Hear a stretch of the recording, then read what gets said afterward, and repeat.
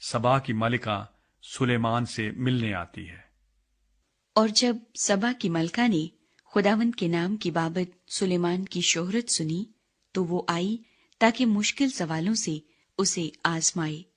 और वो बहुत बड़ी जलों के साथ यरूशलेम में आई, और उसके साथ ऊंट थे जिन पर मसाले और बहुत सा सोना और बेशबहा जवाहिर लदे थे।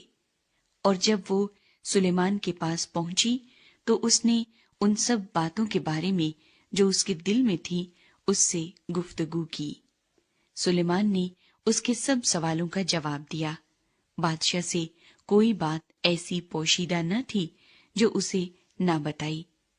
और जब सबा की मलका ने सुलेमान की सारी हिकमत और उस महल को जो उसने बनाया था और उसके दस्तरखां की नेमतों और उसके मुलाजमों की नशिस्त और उसके खादिमों की हाजिरबाशी और उनकी पोशाक और उसके साकियों और उस सीढ़ी को जिससे वो खुदावंद के घर को जाता था देखा तो उसके होश उड़ गए।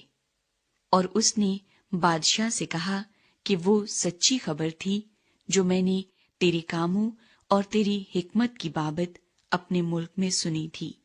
तो भी मैंने वो बातें बावर न की जब तक खुद आकर अपनी आंखों से ये देख न लिया, और मुझे तो आधा भी नहीं बताया गया था, क्योंकि तेरी हिकमत और इकबाल मंदी उस शोहरत से जो मैंने सुनी बहुत ज्यादा है। खुशनसीब हैं तेरे लोग और खुशनसीब हैं तेरे ये मुलाजिम जो बराबर तेरे हजूर खड़े रहते और तेरी हिकमत सुनते हैं। खुदावंद तेरा खुदा मुबारक हो जो तुझसे ऐसा खुशनूद हुआ कि तुझे इस्राएल के तख्त पर बिठाया है, क्योंकि खुदावंद ने इस्राएल से सदा मोहब्बत रखी है, इसलिए उसने तुझे अदल और इंसाफ करने को बादशाह बनाया। और उसने बादशाह को 120 किंतार सोना और मसाले का बहुत बड़ा अंबार और बेशबहा जवाहिर दिए। और जैसे मसाले सबा की मलका ने सुलेमान बादशाह को दिए, वैसे फिर कभी ऐसी बहुतात के साथ न आए। और हीराम का बेड़ा भी जो ओफीर से सोना लाता था, बड़ी कसरत से चंदन के दरख्त और बेशबहा जवाहिर ओफीर से लाया। सो बादशाह ने खुदावंद के घर और शाही महल के लिए चंदन की लकड़ी के सतून और बरबत और गाने वालों के लिए सितार बनाए। चंदन के ऐसे दरख्त न कभी आए थे और न कभी आज तक दिखाई दिए। और सुलेमान बादशाह ने सबा की मलका को सब कुछ जिसकी वो मुश्ताक हुई और जो कुछ उसने मांगा दिया। अलावा इसके सुलेमान ने उसको अपनी शाहाना सखावत से भी इनायत किया। फिर वो अपने मुलाजमों समेत अपनी ममलकत को लौट गई। सुलेमान बादशाह की दौलत व सरवत। और जितना सोना एक बरस में सुलेमान के पास आता था, उसका वजन सोने का 666 किंतार था। इलावा इसके व्यापारियों और सौदागरों की तिजारत और मिली जुली कौमों के सब सलातीन और मुल्क के सूबेदारों की तरफ से भी सोना आता था।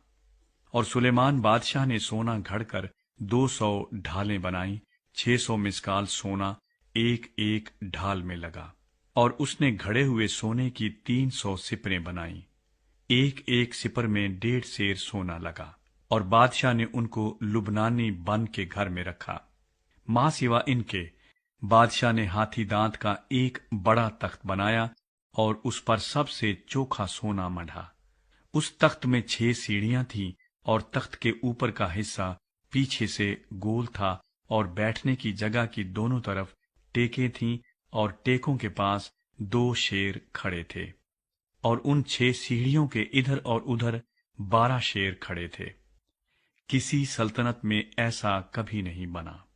और सुलेमान बादशाह के पीने के सब बर्तन सोने के थे और लुबनानी बन के घर के भी सब बर्तन खालिस सोने के थे।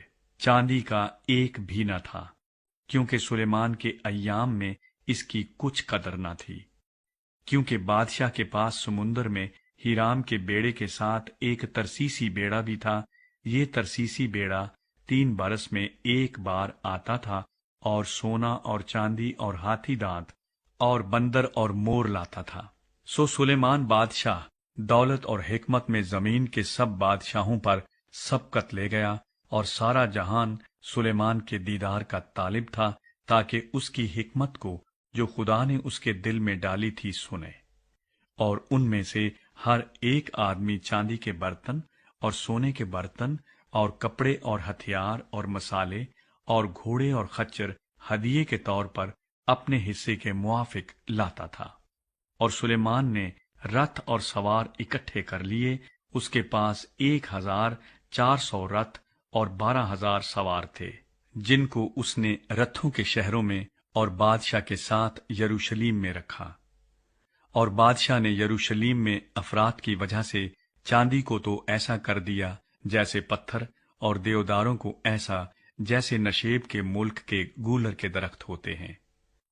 اور جو گھوڑے سلیمان کے پاس تھے وہ مصر سے منگائے گئے تھے، اور بادشاہ کے سوداگر ایک ایک جھنڈ کی قیمت لگا کر ان کے جھنڈ لیا کرتے تھے۔ اور ایک رتھ چاندی کی 600 مسکال میں آتا، اور مصر سے روانہ ہوتا، اور گھوڑا 150 مسکال میں آتا تھا۔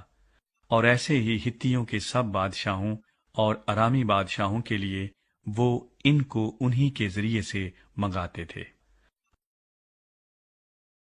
سلیمان